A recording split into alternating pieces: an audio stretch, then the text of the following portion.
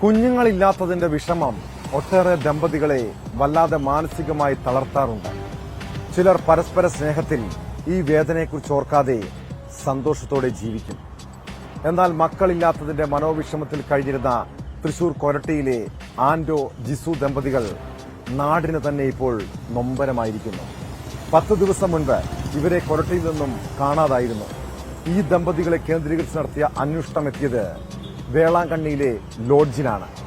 വേളാങ്കണ്ണി പള്ളിയുടെ സമീപം ലോഡ്ജിൽ ദമ്പതിമാരെ വിഷം കുത്തിവെച്ച് മരിച്ച നിലയിൽ കണ്ടെത്തുകയായിരുന്നു.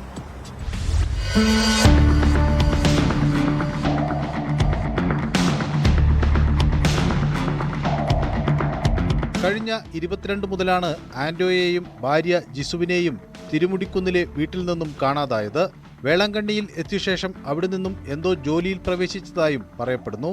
അതിനിടയിൽ കഴിഞ്ഞ ദിവസം വൈകിട്ട് വിഷം കുത്തിവെച്ച് അവശനിലയിൽ കാണപ്പെട്ട ആന്റോയെ നാഗപട്ടണം മെഡിക്കൽ കോളേജിൽ പ്രവേശിപ്പിച്ചെങ്കിലും രാത്രിയോടെ മരിച്ചു. ഭർത്താവ് മരിച്ചതറിഞ്ഞ ജിസുവും ലോഡ്ജിൽ പോയി വിഷം കുത്തിവെച്ച് മരിക്കുകയായിരുന്നുവെന്നാണ് വിവരം. ജിസുവിനെ ആശുപത്രിയിൽ നിന്ന് കാണാതായതിനെ തുടർന്ന് പോലീസും നാട്ടിൽ നിന്ന് ചെന്ന ബന്ധുക്കളും ലോഡ്ജിലെത്തിയപ്പോൾ മുറി അകത്തുനിന്ന് പൂട്ടിയ നിലയിലായിരുന്നു. പോലീസ് മുറി ബലം പ്രയോഗിച്ച് തുറന്നു നോക്കിയപ്പോഴേക്കും ഇവർ മരിച്ചിരുന്നു.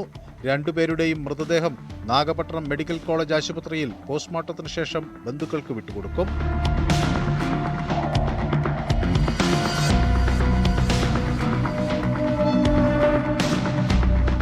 വിവാഹം കഴിഞ്ഞ് 9 വർഷമായിട്ടും ഇവർക്ക് കുട്ടികൾ ഇല്ലായിരുന്നു.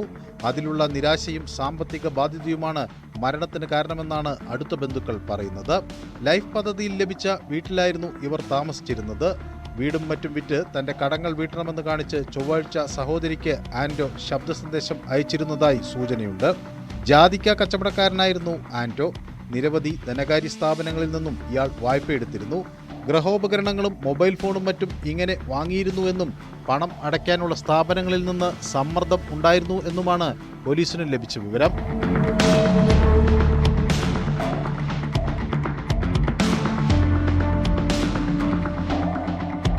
ന്യൂസ് 18 തൃശൂർ.